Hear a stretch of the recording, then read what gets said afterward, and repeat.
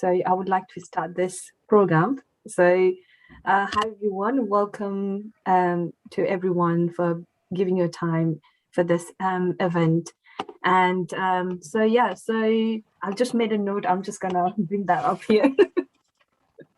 So thank you so much, everyone. We are so pleased to have you all here, and the purpose to bring you all guys here together is to raise awareness about hate crime, and then especially to talk about the reporting barriers that we face within our community.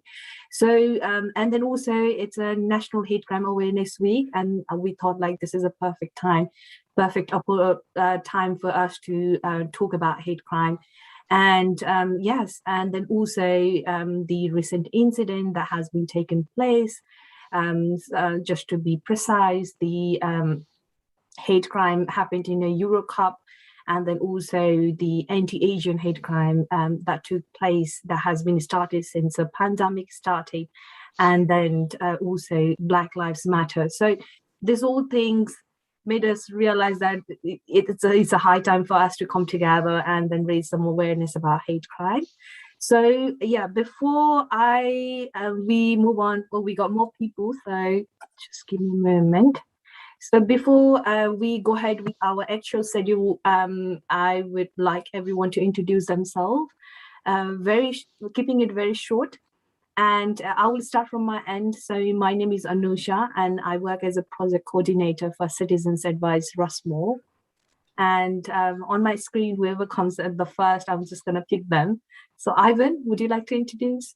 Yeah, I'm Ivan. I work at Rushmore Citizens Advice, one of the supervisors there, part of the LDT team and research and campaigns.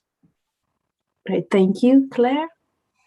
Hi, I'm Claire. I'm also a supervisor at Rushmore and the LDT team, and I believe I'm going to be leading on hate crime on the LDT team. Yes, Ivan's given me the thumbs up, but it's my first meeting today, so I'm really excited to hear more about it. That's great to have you. And Sarah? Oh, hi, I'm Sarah. I'm also from Citizen Advice Rushmore, to various roles, but I supervise Anusha, and particularly on the hate crime project that she ran last year very successfully. And this is sort of carrying on with that work, and it's a really important time to continue raising awareness. So pleased to be here and see so many people here. Thank you. And Jennifer?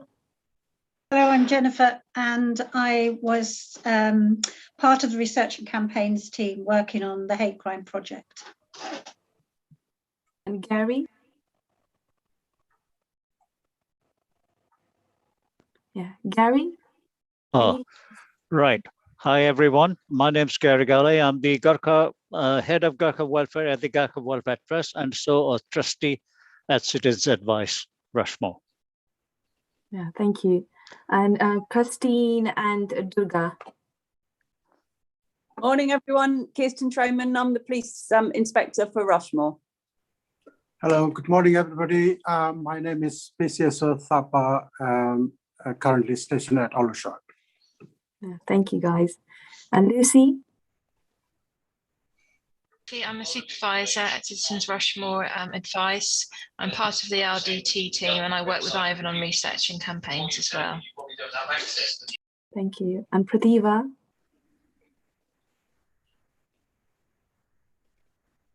Oh, we can't hear you. We can't hear you, Prathiva. Oh. Now I think. Can you hear me? Okay. Hi, I'm Prathiva Rai. I work for Citizen Advice. I'm part of domestic abuse worker, and I work with Eliza. Great, thank you. Eliza? Hi, I'm Eliza. I'm an IDVA domestic abuse case worker here at Rushmore Citizens Advice. Thank you. Vishnu Mama? Hello, good morning, everybody. My name is Vishnu Srestha. I am a retired Gurkha officer and working for many organizations in Rushmore Borough Council. I'm in Rushmore area. I live in Aldershot. Thank you very much. Mama. And we have got Sean. Oh, Sean. Yes, I'm Sean Lane, and I am the chairman of the Association for Neighbourhood Watches in Rushmore. Thank you, Sean. And we got Jamie Beaton from Rushmore Borough Council. Hi there. So yeah, my name's Jamie Beaton. I'm a neighbourhood development officer and I work in the community and partnerships team at Rushmore Borough Council. Thank you, Jamie. And we've got another Jamie from Citizens Advice as well. I think Jamie's going to stay hidden. No, I'm here. I'm the business support manager and the little elf that's doing some technical bits, so you can ignore me. Okay. Thank you. And we got Bikram. Hi everyone. I'm Bikram Thapa. I'm the Nepali generalist advisor here at Rushmore Citizen Advice. Yeah, looking forward to this morning session. Thank you. Thank you, Bikram. So yeah, that's all. Yeah, and then also now I think we need to start our meeting or session, whatever we like to call it. And before we start, we will be live streaming this on our YouTube and Facebook page. Is that all right with everyone? Yeah, all good with that? Okay. So yes. So Jamie, we are good to go with live streaming. He gonna help me out with that. So okay, so guys, again, welcome so much for coming and giving your time here. And then, I'm just gonna start this meeting. Oh, we got more people, sorry. Just gonna start this meeting. So, hi, Malcolm.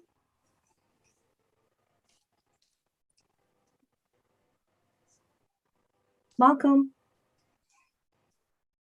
Hello there, hiya.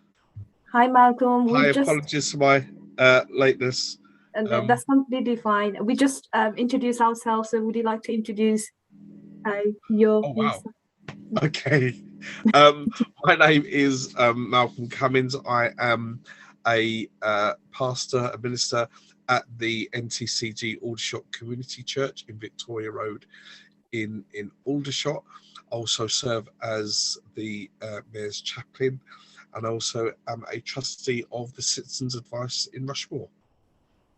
Yeah, great. And then also, Malcolm, I should have mentioned this before, as soon as you came in. We are live streaming on YouTube and our Facebook page. Is that all right with you? Yeah. Okay. Great. So moving ahead with our today's program, I'm just gonna share the slide that I have prepared. Trust me, it's gonna be very few slides only, so it's not going to be boring. And then also it's a very informal meeting session, so please feel free to have a coffee, tea on your side, so just make yourself comfortable. And just going to share the slide with you all. So can you guys see this? Yeah. Okay. Yep. So I'll prepare this slide. So just in case, if I'm sure that you guys know what is hate crime, but just wanted to go through this. And then also we've got people watching us on our social media, so it will be very beneficial for them to know as well. So any crime which is seen by the victim or any other person to be motivated by prejudice or hate based on their person's disability or age, race or ethnicity, religion or belief, sexual orientation, or transgender identity. So if the person has been hated or someone has been discriminated, motivated by their personal characteristics, then that's when any crimes becomes hate crime. Yeah. And then I'm just gonna start. And then some of the examples of hate crime: verbal, physical abuse, bullying and harassment, threatening behavior, online abuse, threatening or insulting text, damage to property, graffiti. These are some of the examples. And then also I felt that this is a perfect place to share this figure with you guys. So this is from National Figure Report on England and Wales in 2019 to 2020 figure for hate crime. So as you can see, within 5 years' time, the hate offense has increased double, and then there's increased by 8% comparing to last year. So comparing to 2018 and 19 report. So yeah, and then also interestingly, this figure does not include Manchester. So because they had a technical, they had a new system on their new system, and then they were not able to give out the figures for this. So that's why Manchester is not included here. So we have got double the number within 5 years time, and plus Manchester is not included. If it was included, so it would have been more than this number. So it's quite interesting to see this figure. Yeah, so that's all. Just gonna stop this. So that's the only I wanted to share with you all. I hope that has been helpful and informative in the same time. Anything you like to add on this, guys? Looking into these figures, was it shocking or surprised? Any of you were surprised or anything? Anusha, you want me to talk a little bit more about hate crime figures and how they're formulated and where they currently are in Hart and Rushmore? Is that useful? Can I just ask that we seem to have also somebody here who's involved on the side of domestic abuse, and I find it very difficult to understand what is the difference between hate crime and domestic abuse. Does anybody want to say anything about that?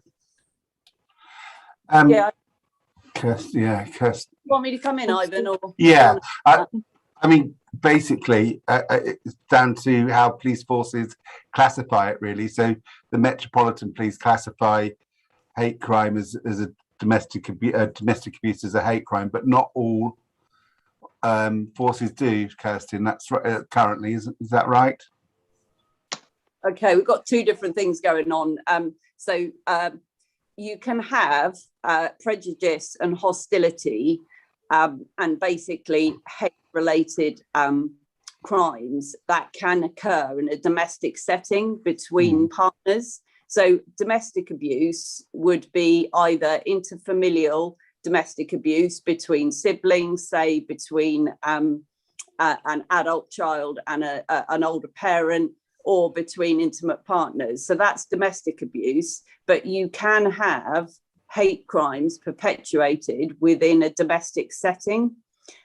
So you can have domestic abusers who will try and control their partners by displaying what in effect is prejudice and hostility based on race or religion, based on sexual orientation, transgender identity or disability within that relationship. And that's where the overlap can sometimes occur between hate crime and domestic abuse. But I think that does happen. But I think to keep things easier, it's easier just to think of them as two separate things, which occasionally overlap. Yeah. Domestic abuse, violence within familiar relationships, and then hate crime can be perpetuated between people that know each other, and also, of course, people who don't know each other. Can I just ask one further question of Kirsten, if I may?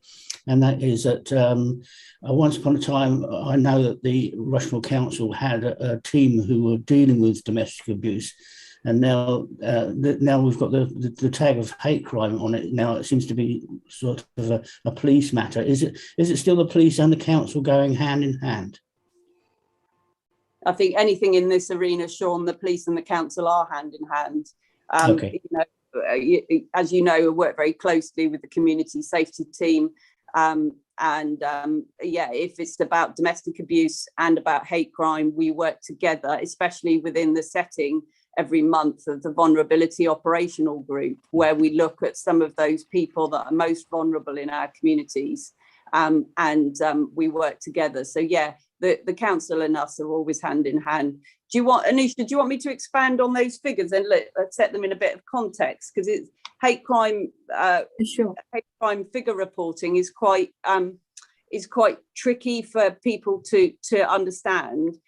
In essence, if you look back and you see that doubling of the national hate crime reporting over the last 5 years, some of that will be not a good thing, because some of that will be based on the fact that there is likely to be more hate crime that is perpetuated on our streets in the UK today than 5 years ago.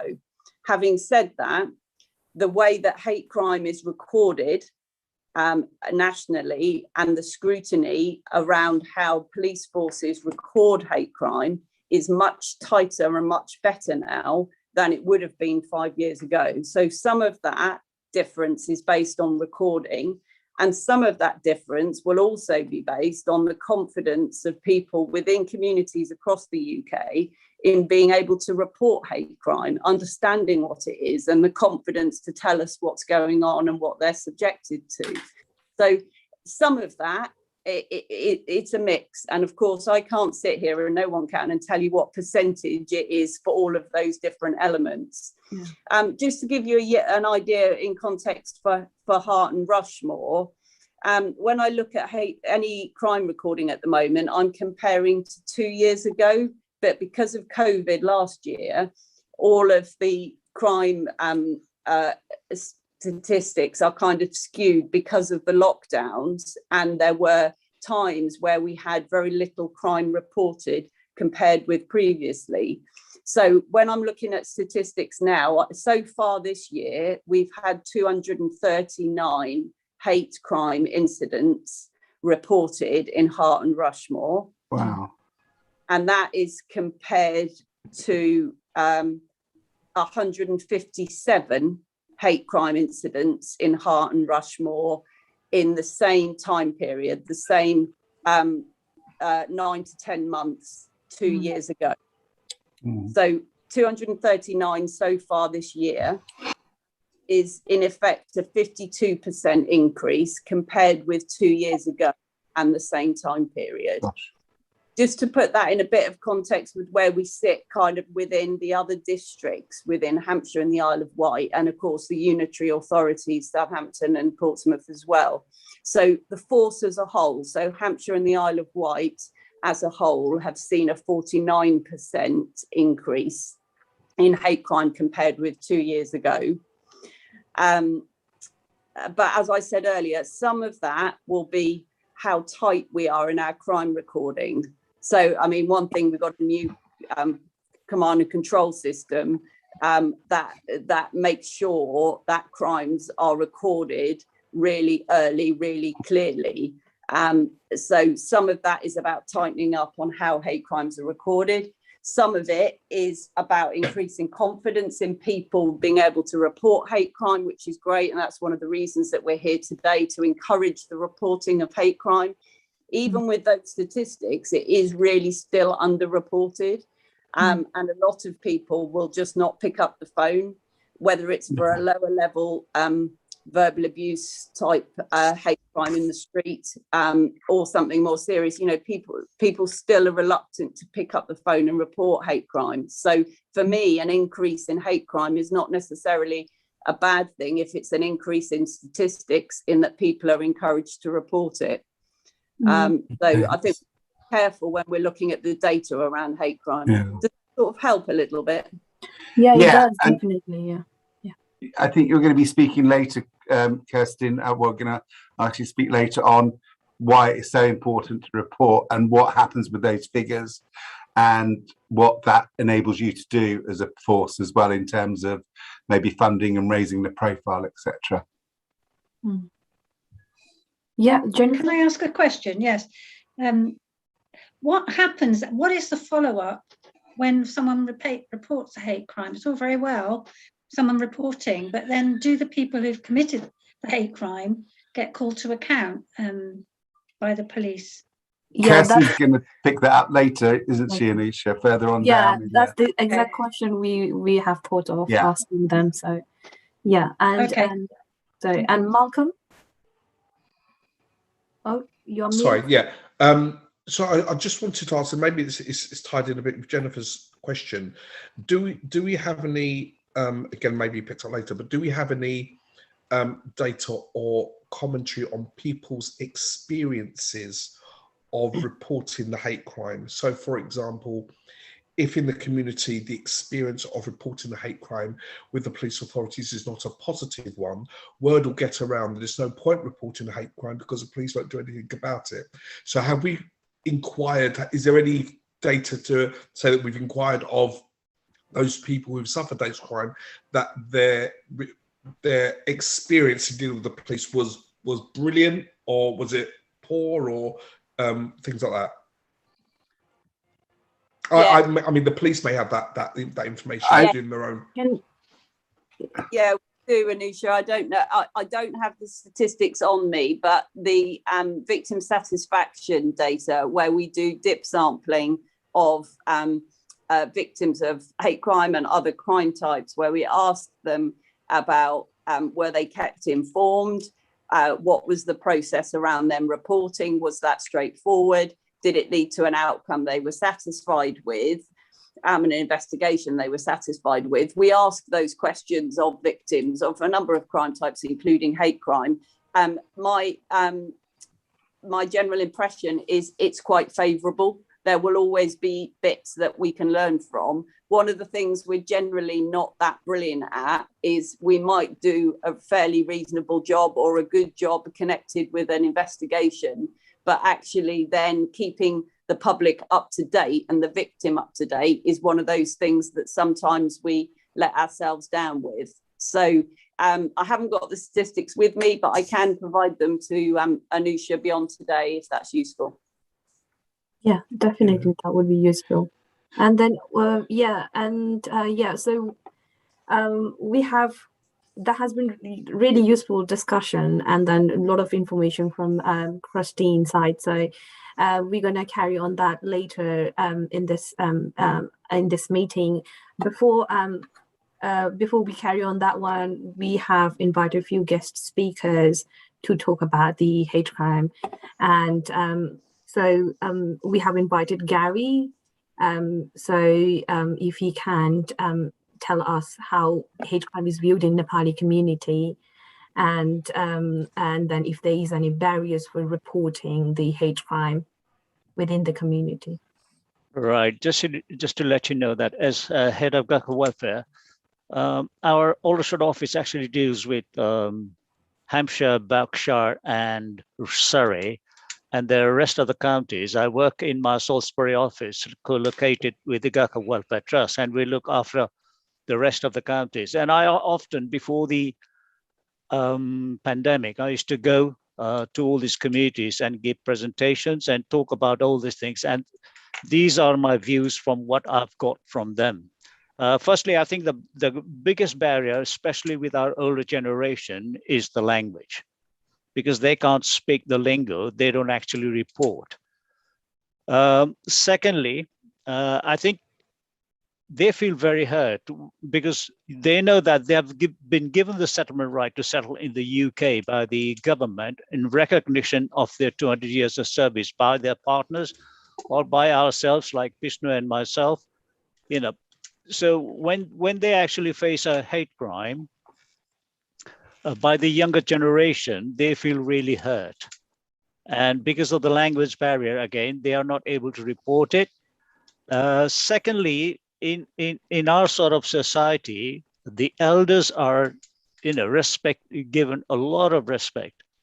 And so when the younger generation actually sort of abuse them, and the experience they have had is some of these young people come from behind, knock their hats off, or even, try to snatch their, some of them had their jewelry snatched up from their bodies, from neck. And so these are the things, because of the respect they receive back in Nepal and because of our culture, they are really taken aback and, really feel bad and really hurt when this younger generation actually don't respect them. I think the other consternation they have is, back in Nepal, I think, people in authority, especially with those who wear dresses, are given a lot of respect. And people don't actually report until it's a really serious case. And I think for that reason, I think they are in some ways, especially the older generation, afraid of reporting to the authority. And lastly, I think there have been cases where they have actually reported through, second or third person or from their organization to the police. And having had no action taken, they feel there's no point in actually reporting. And these are the things that I've found out, from the Gurkha community perspective about hate crime.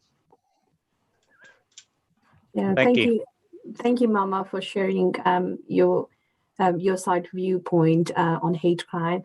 And then we have got Ivan, because we do a lot of work as a citizens advice. We do a lot of work on hate crime. So Ivan will be talking about that, how we as a citizen advice we view hate crime as, and then also other bits on that.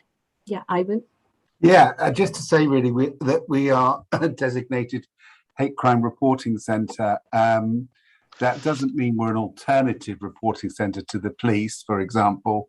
But what it does mean is we can hold people's hand through the process, either because people don't know how to report a hate crime, or they are worried about it, or if they have had a bad experience with the police, then we're there. So all our advisors are trained to do that, and there's various ways that we can do that with them through the True Vision platform. If people if there are difficulties in terms of forms and things like that, we have specific forms for easy reading, but we can talk people through the process of why it's important to report a hate crime, how to report a hate crime, and if they have had a bad experience in reporting a hate crime, we can also help them with that as well. But what we really would be loving to do is raise the profile of that, because I think a lot of people out there either don't know what a hate crime is or do feel frightened about reporting it.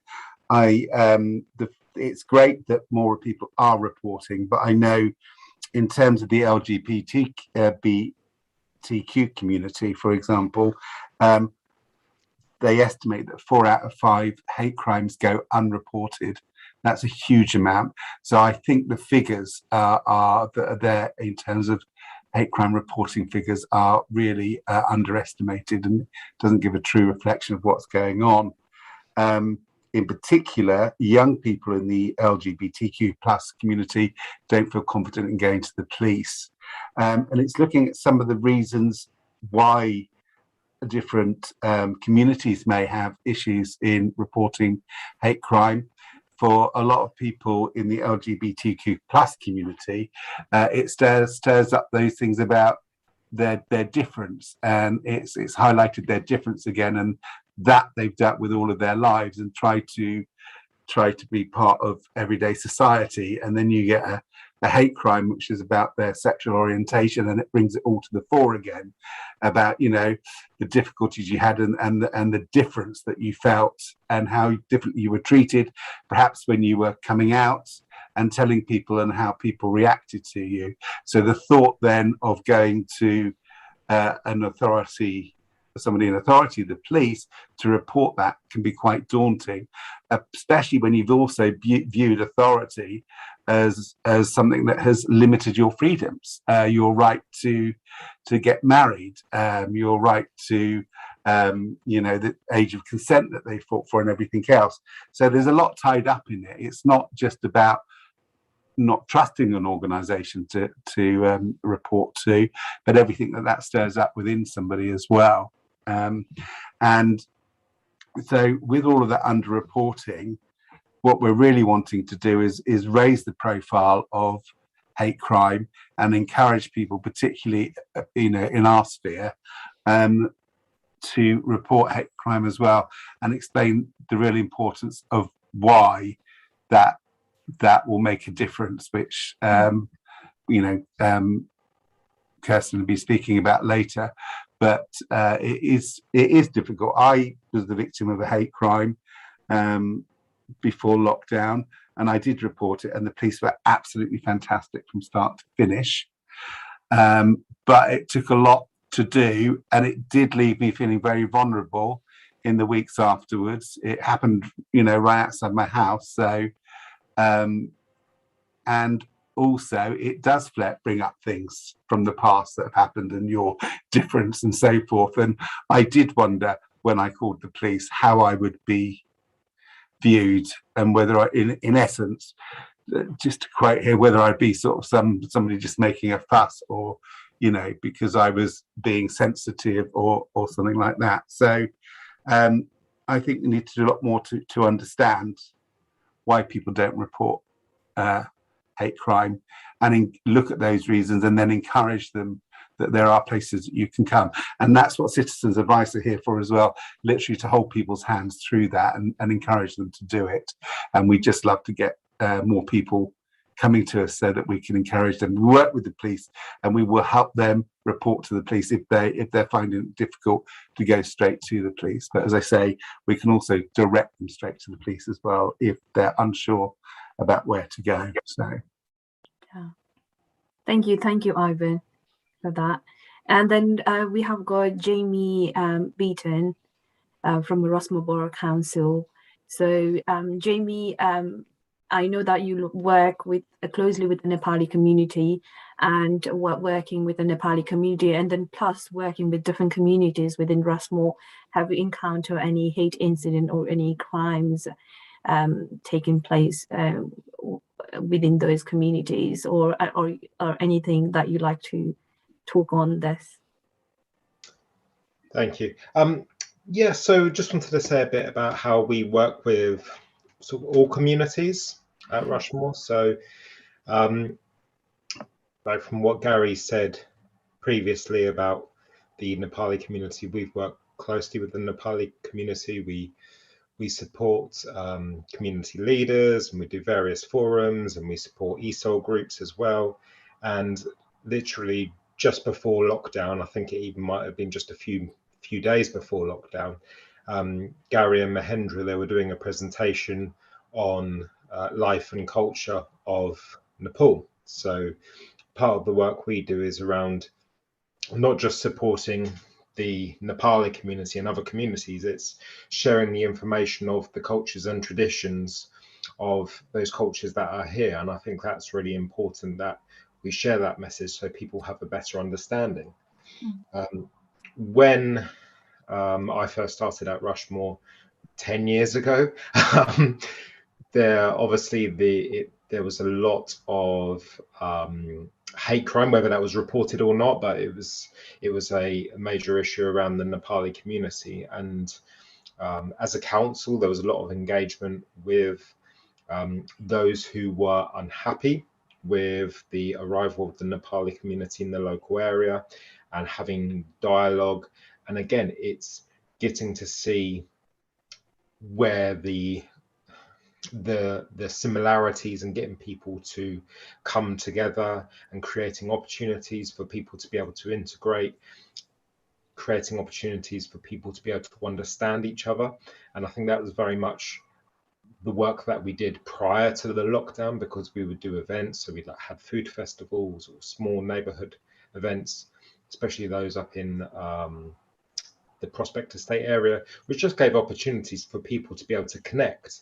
And I don't know whether the increase in the stats has partly been affected by people have become more isolated generally. Sorry, my phone's locked, so I've made notes on my phone. Yeah, so that's it in a nutshell, really. We are here to support all communities in terms of integration.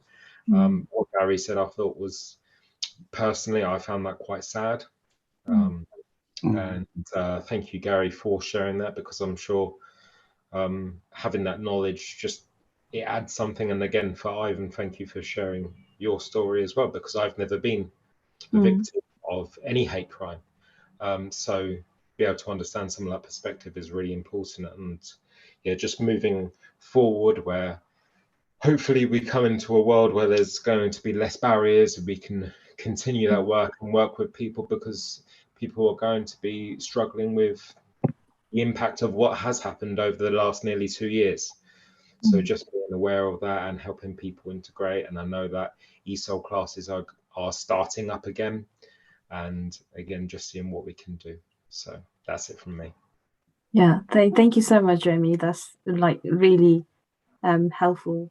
And so, yeah, I'm talking about the hate crime victims. Obviously, Ivan just shared his experience on that. So same with me, myself as well. I have been a victim as well.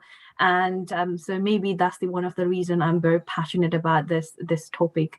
And so I'm just gonna make it very short. So it was last year, just before lockdown and pandemic had just started, and then I was called a coronavirus while I was walking.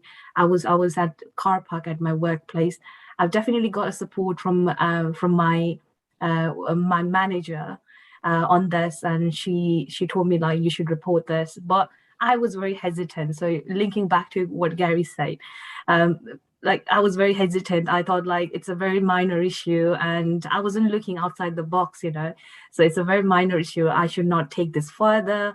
I don't want to get involved with police, you know, that sort of thing. And having that lack of knowledge is one of the main thing. I think that's one of the barriers that I see, particularly with the community like mine. So yeah, so I thought like this is a perfect time to share this here. So yeah, and then yeah, moving forward, we have got so obviously we have got Christine and Durga. So I've prepared a few questions for them. They have answered a lot of already given us a lot of insight and information about hate crime already. But I've got a few questions for you guys. Yeah, is that all right if I ask that question now, Christine? Go for it. I think I'm going to answer the first one, and then Durga's going to come in as well. Yeah, sure. So just gonna look into my note. So like it was just asked by Jennifer. So a wide reporting is important, and what a victim can expect after they make a report of hate crime. So because one of the things that I personally felt like if I make a report, then I don't know what gonna be the consequences, or I don't know what's the reporting process. So that's one of the barrier for me personally. So yeah. And it's a fear, isn't it, within people as well? I mean, and I'm sure some people feel that they're not going to want to report because they feel that they're going to be judged, or that they've maybe done something and they don't want to be involved with the police, even though they've not done anything. They've been the victim of an incident. And I can see that fear. And it's really interesting for me listening today to the different personal testimonies of people that have experienced hate crime and the impact that that's had on them. I think it's useful during this, bearing in mind we're streaming it as well, to just remind ourselves again about what we mean, because of course as professionals we talk about hate crime quite a lot, but actually to the public, what does that mean? Any crime, it doesn't matter what type of crime. So it could be abuse, criminal damage, it could be an assault, a whole array of different crimes, including those committed online, which is motivated by prejudice towards someone's sexual orientation, the transgender identity, their race, their disability, or their religion, or during the incident where hostility is displayed to one of those protected characteristics. So if you have verbal abuse, say in the street, where you've got racial language attached to it, or ableist language attached to it, or prejudice, homophobia, transphobia, biphobia within that, then that's what we're talking about in relation to hate crimes.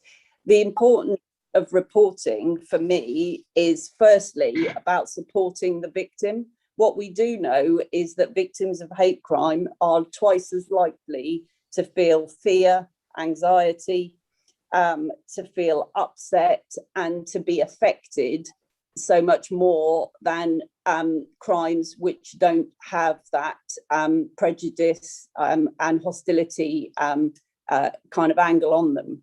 So the impact on victims is so much greater. So for me, I think reporting to the police allows people to feel reassured, to feel heard, to feel listened to, and to then connect with people that have experience around hate crime like we do. And then obviously we can support then by passing people through to the victim support service, who have a specialist hate crime advisors who can talk to them as well to help mitigate some of the impacts on people that are the victims of hate crime. And I guess I just want to reassure really to say that we would take the reports really seriously when they come through. We at the front, through our contact management system, will review with the victim as to what risks and vulnerabilities it might exist for them. Maybe they live alone, maybe it's connected with a neighbour or something and they feel unsafe at home. We would want to know about that, and we would want to be able to put some measures in place to keep them safe. Sometimes we'll send people there and then straight away. If something's happening there and then, we will look to do that. But a lot of the time we will investigate hate crimes in the days and weeks after the incident occurs. And the majority of the times, just to reassure everybody, the majority of the time, hate crime is investigated by the local neighbourhood policing teams. Because if we investigate it with the local neighbourhood teams here at Farnborough and at Aldershot, it means that those teams better understand the needs of the communities and are better connected to our partners within the council, people like Jamie and so on, and some of our local leaders. And that allows us to better support and understand some of the patterns. So we would want to know, however small an incident was, however minor it was. So listening to yours, Anusha, I know it sounded like it was a comment made potentially by somebody that you didn't know, maybe unlikely to be repeated. We would still want to know about that because it's offensive language, and it allows us then to pick up a pattern of what's going on in our communities. We know how much hate crime is underreported. So the more people tell us what's happening, it allows us to build up a picture. And of course, the times that we can investigate and we can find out who's perpetrated an incident, maybe there's a witness that recognises them, maybe the CCTV around, maybe the person is a neighbour or something of the victim. So sometimes it will be possible for us to identify an offender, if you like, or a suspect in connection with a hate crime. When we can do that, sometimes we will look at outcomes which will include education, which will include 2 different types of courses that we can attach to other penalties for perpetrators of hate crime. And that's about influencing people's behaviour for change. So we've got the Rise Against Hate Crime condition that we can attach as an alternative to going to court. So people have to do that condition, potentially with others, as an alternative to going to court. And if they don't complete it, then they'll go to court in connection with that crime. And otherwise, we've got a different level of a hate crime awareness course that we can also do. And this is about influencing behaviour and getting people to understand the impact of what they do on victims. So it's so important for so many different reasons, some of which I've gone through, why people report hate crime. And hopefully that gives a bit of an answer to the first question. And hopefully Durga's answer will be a bit shorter than mine. Kerstin, could I just ask, does it also help with funding? I know I was having a chat with, this was just generally in terms of antisocial behaviour in and around Aldershot. This was before the lockdown. And I was chatting to a policeman that I was just a witness to an antisocial behaviour incident. Well, I wasn't involved in it, and he said also the importance of reporting it is stats, because those stats then help us if we which shouldn't be underestimated, because the more stats you've got, the more power you've got to say, look, this is an issue, we need more funding here. Because he was very open about the lack of funding that existed particularly at a local level, to deal with antisocial behaviour, so that, and also they can pinpoint hotspots and things like that and increase patrols. And yeah, that there is a link. There is a link between the statistics of what's recorded and funding, and that would go the same across the country. But for me, it's about that true picture. You know, in relation to any crime group, but especially hate crime. But in relation to any crime group, we don't have a true picture of what goes on, because not every crime gets reported. And, you know, to get that true picture allows our intelligence to work better. It allows our patterns and our evidence-based response to different crime patterns that are going on in communities, and allows us to deliver our service better. So, you know, I'd always encourage people to report, but also it's about supporting victims and getting victims' voices heard, so that they feel valued and cared for. And I think that's fundamentally what we're all here for, really, isn't it? At the end of the day. Thank you. Yeah, thank you so much, Christine. That has been really informative and helpful. And I personally learned a lot about the reporting, and then also the hate crime in itself after listening to yourself. So, and yeah, we have got Claire. So have you got anything? Yeah, I just wanted to ask one question, really, which was the difference between hate crime incidents, well, hate incidents and hate crimes. And I'm assuming a lot of people don't know the difference, or wouldn't necessarily know whether something's a crime or not. So I'm guessing our role is to encourage people to report it, whether it's a crime or not, and for you to work out whether it's a crime. And I wouldn't worry about that, Claire, and I would encourage the public don't need to worry about that. If something's happened and it's motivated by prejudice, we would want to know about it. So whether we decide technically, according to national crime recording standards, it's a crime or not, but I don't think the public or yourselves kind of need to worry about that. It's about the support for people and being heard, I think. Yeah, thank you. And then also the other thing, I think, if I already knew about this all information beforehand, while I was going through that hate incident, so then I think I would have been encouraged. I would have encouraged myself to make a reporting, you know. So I feel like definitely there is an area, like Ivan said, about the project that we can come up for the hate crime. I think having that in a place might really, that's what I see very useful, and would be very good thing to have, like a informative educational side on a hate crime, you know, like sharing that information to within a community. I think because of that might encourage people to report and understand hate crime more. So yeah, I think, I was just going to say, I think some of the stuff that Jamie was talking about, some of that cohesion work and some of the talks that Gary was talking about earlier on, they're so important to get across to people and help reassure people and overcome those barriers. I think it's really important. Yeah, absolutely. Thank you. And then also, I think you have touched on this one just before, but just I was very curious to know what information about the incident from a victim or witness can help police to find a perpetrator. So I think one of the things, if someone comes, for example, I'm just giving my example only about my story. So if I knew, like, I have to figure out, like, this person look like this and that, then I think that might help police, I think. So yeah, would you like to explain? Yeah. I will jump into this question.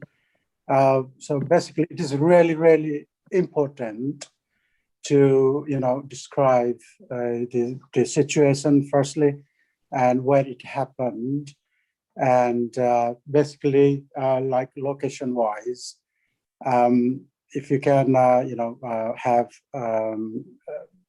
included on that report, that would be really there would be a line of inquiries for the police to come into, whereby if we get any location, we might gonna start looking for the CCTV or any shops around there, we would, go into the shops and ask about it. And if there are any witnesses to support what exactly had happened or heard, that will gonna definitely make a lot of difference by finding a actual perpetrator. So in my experience, a couple of years ago, there was an incident that came up on a Facebook, whereby we didn't had any victim. However, we had a video on a Facebook, and we had to dig onto that. I think Mr. Kiarish would have known about it as well. So we had to bring all the community together, including the school, and then we got at the end, we got the offender. Number one, we had to get the offender and the victim as well.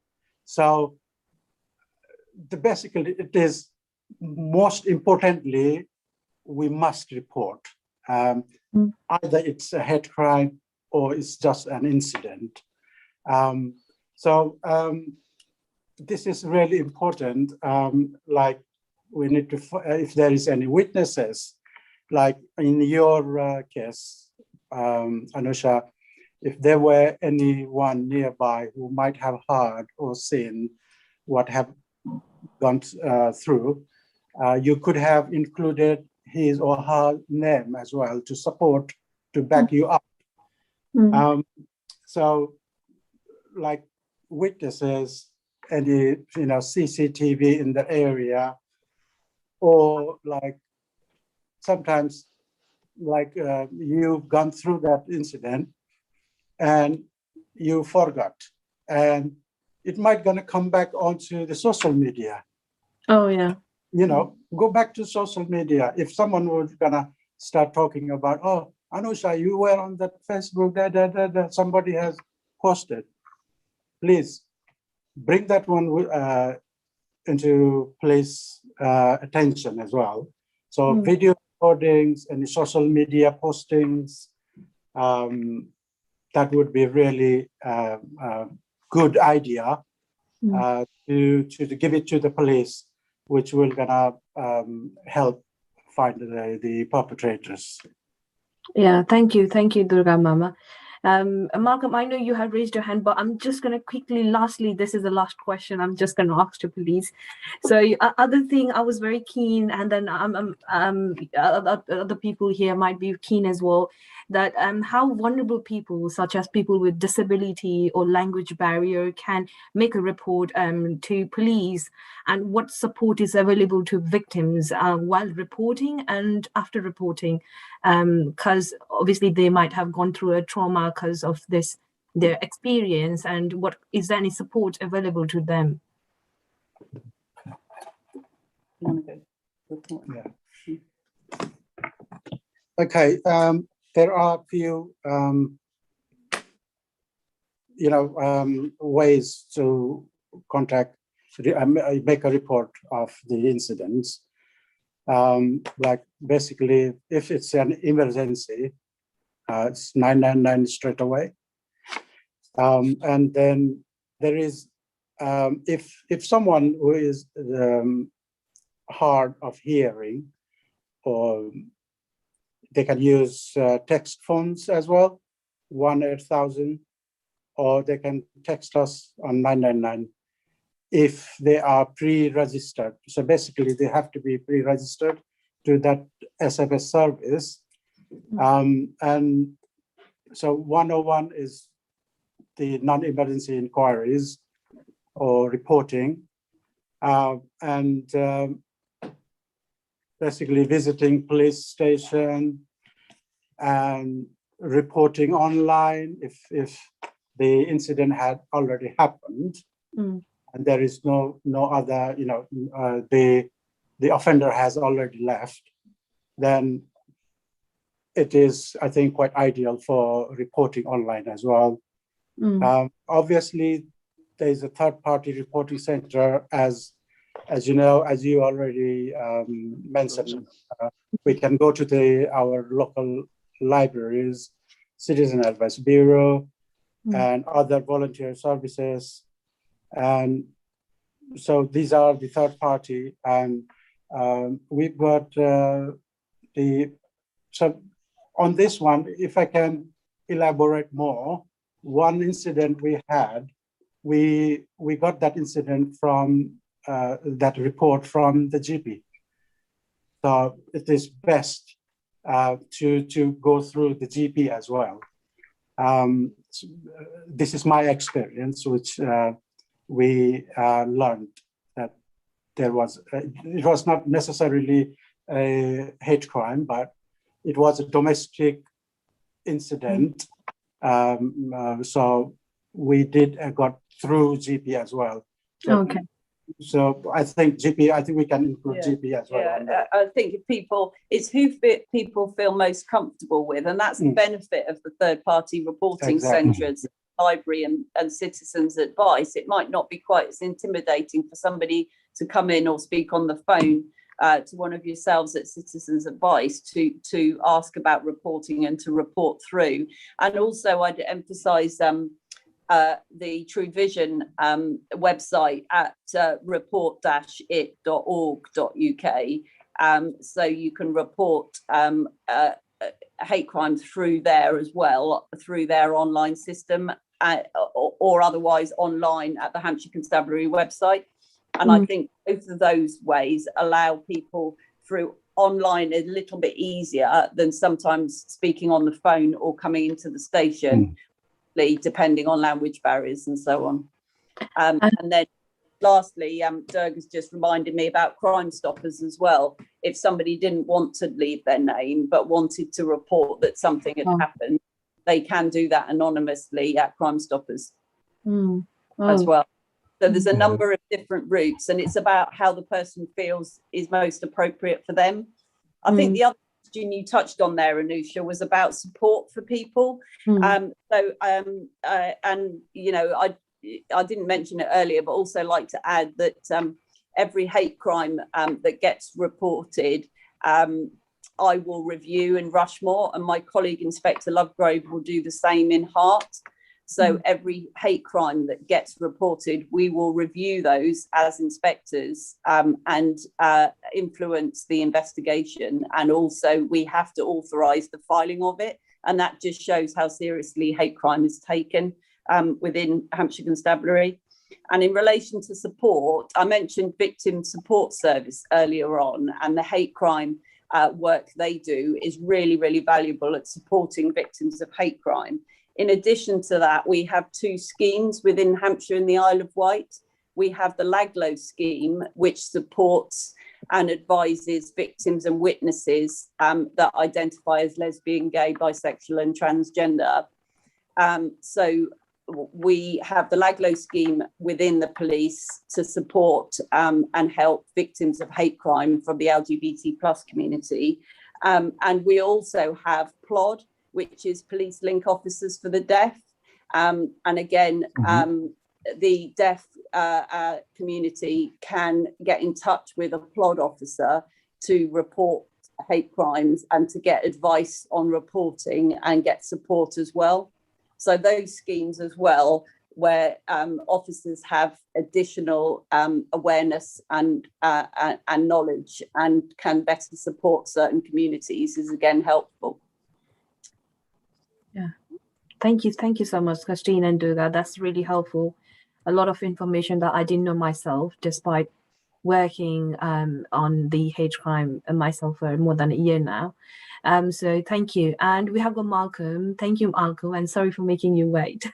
No, that's not a problem. Thank you, Anusha. And I must quickly give my apologies. I know you reached out to me with regards to giving a viewpoint from any experience of hate crime. I didn't get back to you. Really apologise for that. But I just wanted to kind of give a slightly different angle from with regards to maybe an Afro-Caribbean viewpoint. I think I hear very, very little, if anything at all, with regard to outright hate crimes with regard to the Afro-Caribbean community. I think one of the reasons because of that is that the Black community have been in Rushmore now for probably 60, 70 years. So they're well ingrained into the community, into a new generation that have grown up in Rushmore. I think one of so once you don't necessarily have that outwork, so the obvious kind of acts of hate crimes, there's the thing of the subtle kind of acts of hate crimes. I think Kirsten, said that if something happens which is motivated by prejudice, now you have incidences in, for example, education systems, in schools, maybe even with police officers. Now, how is that to be tackled with regards to reporting? Is it to report? Because I know parents who have had incidences in schools, but it's been, my own daughter was racially abused in a school, but it was kept within the school. We weren't even, advised or thought about reporting it as a hate crime. This was a few years ago now, but how is it to be dealt with then? Because is it a hate crime or is it not?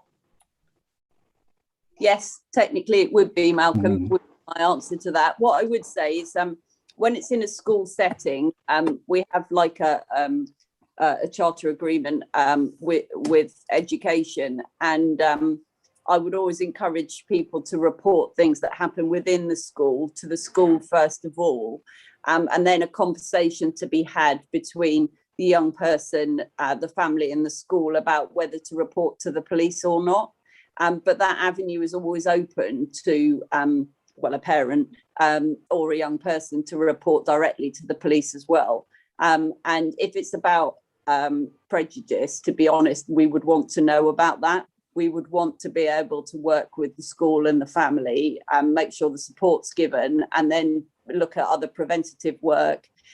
We have a relationship with schools around what we call the school charter, where we have a single point of contact from policing with the schools across Hart and Rushmore. And that allows us to build relationships with the school around things like cybercrime, around knife crime, and around hate crime as well.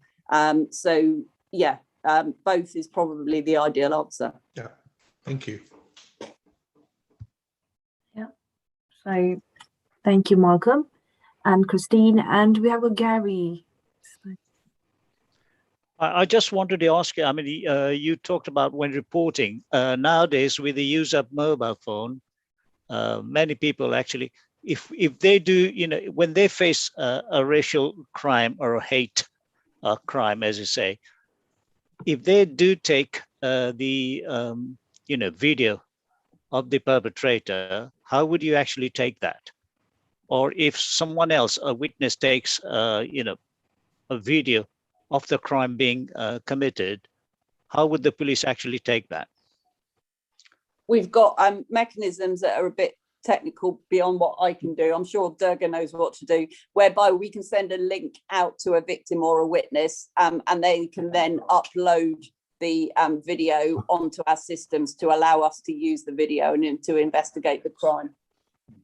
So yes, we can do that. Yeah. Okay, thank you. Yeah, that's great.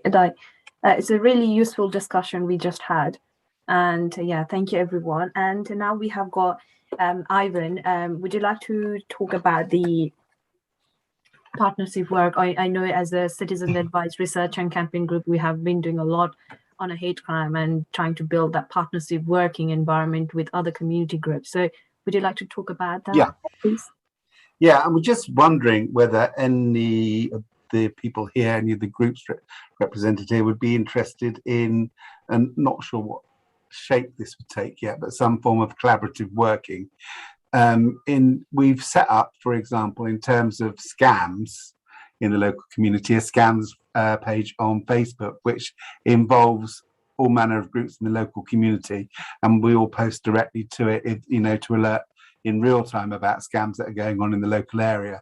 And that's been fantastic, and we've had lots of interaction within that group, and we'd like to set some sort of similar group up in terms of hate crime, not necessarily a Facebook page, but maybe where we can share information, where we can, if we're looking at raising awareness somewhere, if we're attending somewhere, inviting other groups to come along as well that are involved, or just general sort of support and looking at, because there is a lot of underreporting that goes on, and we really do want to raise the profile of hate crime in the local area, get people reporting hate crime, and get them, so whether that is through third-party reporting centres or directly to the police, or but encouraging people to do that. So, but tackling that together as a group, I think, you often in communities you've got lots of little groups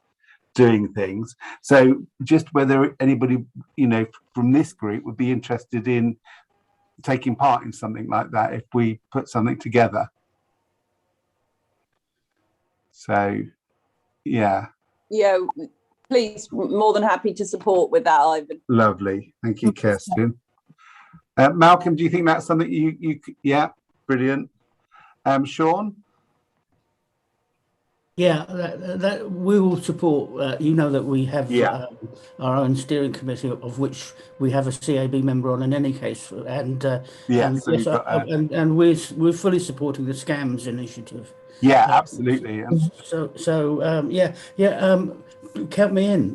Brilliant. I don't know quite what I can do, but I will. I mean, sometimes it's just raising, maybe letting everybody know that, look, these are the hate. Every now and then, because people forget, and then you hit that moment.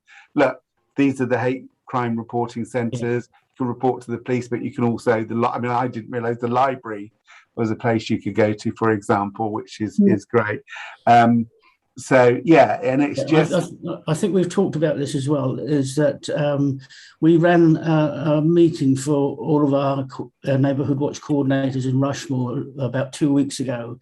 It wasn't. It's the first one, and it was on Zoom, so it wasn't what we call a runaway success. But it was a good start, and we've polled all the members, and they seem to think, yes, it's a good idea. Let's carry on like this. So we are going to have another one of these meetings in the new year. Now, I'm not quite sure. I'll leave it that vague at the moment because, but it's no great shakes. It doesn't take very much now that we've got the process worked out.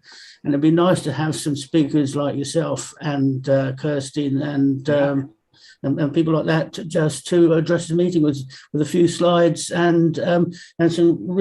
What's come out of today is. I was thinking of asking the question of how do you report this? But that was covered by is it DERPA? Yeah. Durga. Yeah, sorry, it's because his name's up on the screen. I can only say what the names I see on the screen. But yeah, it was useful to know all the ways that they can do it, and it's good to know that you can go to a third party like CAB. And have a quiet word with them and see what they think. I definitely think the third party thing, and that doesn't necessarily mean that you're worried about reporting to the police because you don't trust them either. It can just mean you might have been feeling really daunted by it. I'm a fairly big chap, fairly robust, and I know the incident that happened in the park. I walked out, there were 4 or 5 other people, and I didn't look particularly gay, but I started to get quite a bit of abuse. But the phrase that threw me was when I said, look, this is not good, not acceptable, was it's people like you that get beaten up, and there are 4 or 5 of them and one of me. So I walked out to the park. They followed me for a little bit, but I then said to them, I'm calling the police now, so that they could see that I was. But sometimes those things leave you a little bit shaken. And because I work at CAB, I knew, but if I didn't work here, I have to say, I probably wouldn't have known how to report or anything like that. And sometimes just going to a third party and somebody saying, okay, yeah, this is what you need to do, and just being there as a support and walking it through with you is really important. And can give you the confidence to do it. But yeah, I think coming along, and that's the exactly what we'd like to do with a sort of group, is where we can come along and, you know, people can talk, and we can just raise awareness of and the profile of hate crime and how important it is to report it. We tend to use a tool called Hampshire Alert, which is it belongs to the police, but we use it for sending messages out. And so we can message all of the people who are in neighbourhood watch. Well, all of the people who belong to the alert system in Rushmore. Yeah. And in particular, we can hone down to police people like the neighbourhood watch coordinators and the actual members. So if you've got anything you want to, if there's incidents going on and you think a particular community ought to know, then we could provide a platform. Bearing in mind, I'm very aware that that Kirstin is keen that we don't give away any secrets or anything, which she's worked with us long enough to know that she can trust us. And so if there's something going on in the community and you think it's worth putting a heads up, then let's think about that. Brilliant. No, that's fantastic. And Gary, is it you something you'd like to be involved in? Of course, why not? Brilliant. Yeah, brilliant. And Bishra, have I pronounced that right? Bishnu, yeah. Yeah, and are you happy to get involved in that as well? Okay. What we'll do is reach out to other local charities and community groups as well, and get some sort of framework together. Whether we have I mean, the Facebook page for scams was really effective. We've got 2 people that monitor it, but we can send information in real time. But so maybe something like that. But we'll set some sort of structure up, and that'd be fantastic, with the aim of raising the profile of hate crime, letting people know what it is and how important it is to report it, and how safe it is to report it as well, to encourage people in the various ways. Yeah. That'd be fantastic. Yeah, and then I think with that work, like today, it's going to be like a discussion, and with that meeting, we're going to learn so much from each other, and I think that's going to benefit everyone. And we have got Malcolm raised hands. Yeah. Sorry, just a question really. How feasible is it to have those hate crime reporting centres to have even some signage outside on their buildings, so that people know that these are centres? I think we've got signage in the both council, of our offices, but in both and in Aldershot as well. So it is, we've got signage, and it's maybe again, but if we have a Facebook page where we invite people to, family members, friends, and then it grows, then just on there every now and then with a ping, don't forget these are your hate crime reporting centres if you need them. It just is, raising awareness is not a one-off job. I don't think you get to some sort of utopia and you're there. A lot of these things are an ongoing process, and it's a regular thing that you have to do, because that out of sight, out of mind thing, and other things happen, and people live busy lives, so it's a constant. But yeah, I mean, maybe making them more visible. It'd be interesting. I'll have a look and see what our sites look like, but maybe making them more visible as well. But definitely, they should be there already. They're a third-party hate crime reporting centre, but they maybe more visible. Yeah, well, we've got them inside the building, but the trouble is at the moment we haven't got many people coming in the building. So I think maybe the idea of having them outside is a good one. It's a good idea. Yeah. And also maybe advertising in other places where we can advertise that these are some third-party, hate crime reporting centres as well, might be useful. Yeah, I think we did a partnership work with Stagecoach last year. And then we have put this sticker inside the bus and then bus stop, where we have displayed the emergency number for hate crime reporting. But maybe taking those connections and like working on a further projects like that, maybe can be helpful. And we have got Gary, Mama. Right. I just wanted to ask, perhaps Anusha and Ivan can help in answering my question, and as well as the police. I mean, whenever you report a crime, there is always the fear of retaliation, because the perpetrators, you have the fear that they might actually come back to you. Oh, this chap has actually reported the incident to the police. Let's get him. I mean, did you have that sort of fear? It's interesting you asked that, because when I had the incident, I couldn't work out. I mean, if I was walking to work, I didn't think I looked particularly camp that day. I didn't have anything sparkly on, so I didn't have anything that I thought identified me as gay at all. But looking at the guys, I work at Citizens Advice, but I also volunteer for a few other charities in Aldershot. And a good few years ago, I used to help with, in fact, it was a Rushmore United. It was a football team set up with Nepali and local, then local Indigenous groups to deal with incidents that were happening between them.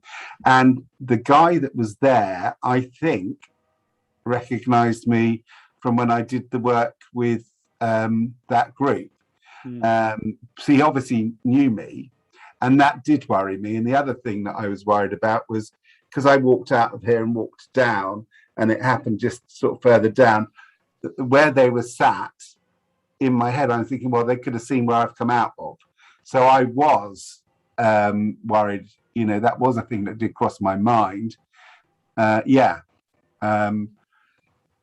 About retaliation. I mean, I don't know. I mean, I didn't report it anonymously. I don't know, Kirsten, is that something that can happen?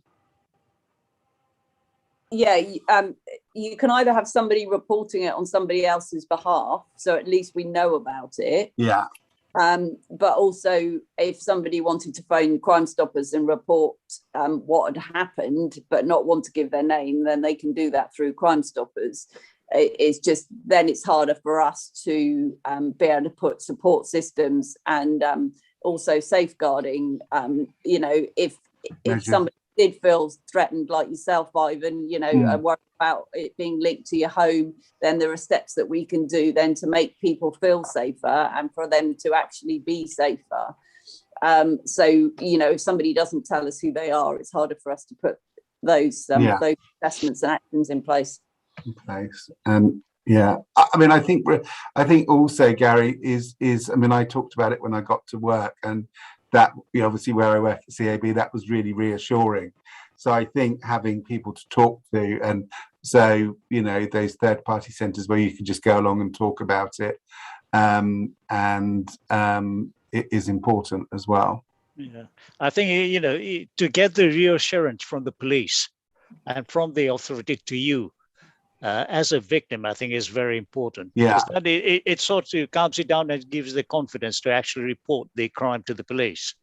Yeah, I mean, the guys that I spoke to were really good, and I felt heard, I felt listened to, and I didn't feel, once I was, they called me, I reported the crime, and I got a phone call later and had a chat with them, and that was really reassuring. And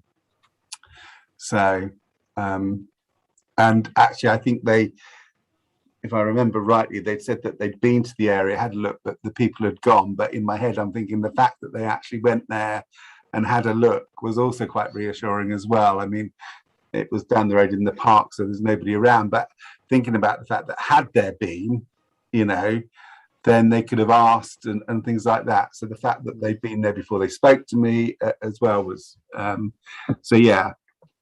it's just encouraging people that those things can happen. But ultimately, if they really are frightened of repercussion, then there is that anonymous route. Yeah. And then also one question that I want to ask to Christine and Durga. So in terms of language barriers, people who hasn't got, who don't know how to speak in English, how they can report to yourself. Is there any interpreter service provided on the line, or what sort of like help is provided to them? Yeah, basically, all the crimes or any incidents they want to report, and the language barrier is there, then obviously we had a tiny little project along with our control room about the Nepali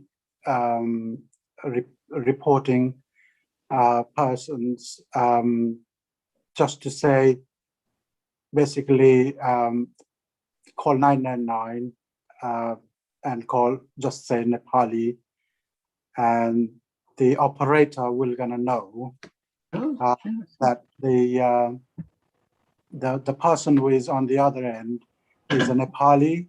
Oh, okay. She would like a Nepali speaking officer or any interpreter, then obviously they will gonna connect with the interpreter or the Nepali officer. Yeah, and how long is the wait? I know it's it's a bit like it might be a silly question, but yeah, how long they have to wait? Because I'm working on another project with NHS, and I'm working into this interpreter service, looking into interpreter service thing, and then obviously they on their service, like when they call to the NHS, then they have got to wait, they have to wait for quite a long, and then the person will tell the person that, okay, you have to wait for this long, and the person will not understand. So so I was just wondering, that would be useful for people who are watching us right now. There is a so they will splice an interpreter into the phone call. So the member of the public phones the police on 999 or on 101, and they will splice the interpreter into the call so that the interpreter can translate. But how long that they would need to wait for that would probably primarily depend on language and the availability of interpreters. But for some languages, it won't take that long, and I can't give you an estimate as to what it would be for Nepali. But we use the service all the time. We're contracted with this company that provides this service for interpreters across all languages, not just Nepali. Okay. So hopefully that would give some reassurance. And then I think having if there are any Nepali speaking officers on duty on that day, they will be immediately contacted through their personal radio. Okay, that's great, and I think that answers Sarah's question as well. So that's good to know that it's available for any other languages as well. So yeah, so I think it's a very good discussion. Anything else from anyone's end? Because we are just near to the end of this event or meeting. So any few comments or questions at the end? Okay. We'll be in touch from our research and campaigns group here at Rushmore Citizens Advice via email initially, and look at some sort of framework for setting up a group. I know there's been lots of success in other areas setting something like this up as well. I've been in touch with a few other offices that have done something similar, so that would be really great. So be in touch in the next couple of weeks about that. Yeah, and Sarah? Well, it was just, if everyone had finished, I just wanted to thank you very, very much for today's event. I think it's been absolutely brilliant. I mean, thank you to the people who shared their personal experiences. I certainly found those, very moving and very, very humbling to listen to those. And thank you also to the police. I mean, I think the information you've shared, and I think if we can get some of that information out about, how reports are dealt with, because I think that was very reassuring to people, and to see that sort of the victims are at the heart of that, and supporting them and what support's available. So I think, as was said earlier, we're all here for the same purpose, and I think it's been a really, really wonderful event. I know Anusha and Ivan have worked really hard to put it together, so I think it's been really worthwhile. So thank you. Thank you, Sarah. And yeah, so I think we are end of this meeting now. And thank you so much, everyone, for giving your time and effort on this. It was lovely discussion. It was very informative for myself, and I believe like that's same for everyone as well. Absolutely. And like Ivan said, with a further partnership work within ourselves, and maybe other people from different other communities within Rushmore can help us to raise awareness on hate crime and tackle those barriers of reporting it. And massive thank you for Christine and Durga and Gary and Jimmy as well, and Ivan. Thank you, guys. So thanks, bye. guys. Thank you, everyone. Bye, everyone. Take care. Bye. Bye.